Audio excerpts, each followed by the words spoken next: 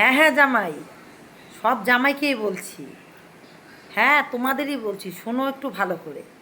জামাই ষষ্ঠী এলে তো সবাই একেবারে শাশুড়ির জন্য কী শাড়ি নেবে কী নেবে একেবারে ভেবে পারো না, পাগল হয়ে যাও শাশুড়ি মার জন্য। কখনো কি ভাবছো? বাজারটা করে নিয়ে এসে কিন্তু শ্বশুরমশাই দেন। জামাই আসবে বলে বাজারে সেরা ইলিশ, বাজারে সবচেয়ে ভালো বেস্ট কোয়ালিটির আম, জাম, দুধ, দই, যা খুশি সবাই তো শাশুড়ির কথাই ভাবো। এবার জামাই ষষ্ঠীতে যদি শাশুড়ি মার জন্য শাড়ি নিয়ে আসো, তাহলে শ্বশুরমশাইয়েরও কথা একটু ভাববে। কারণ কি, বাজারটা করে নিয়ে এসে কিন্তু শ্বশুরমশাই দেন, তবে তো শাশুড়ি মা রান্না করে জামাইয়ের সামনে দিয়ে সুন্দর করে পাখা দোলান আর জামাইকে আদর করে খাওয়ান। এবারে সেই জন্যই বলছি সব জামাইদের, এবার শ্বশুরবাড়ি গেলে শ্বশুর মশাইয়েরও কথা একটু ভাববেন, বেশি নয়, তাতে উনিও খুব আনন্দ হবে, ওনারও ভালো লাগবে, জামাইরা ওনাদেরও কথা ভাবছে। জামাই ষষ্ঠীর অগ্রিম শুভেচ্ছা ও প্রীতি ও ভালোবাসা।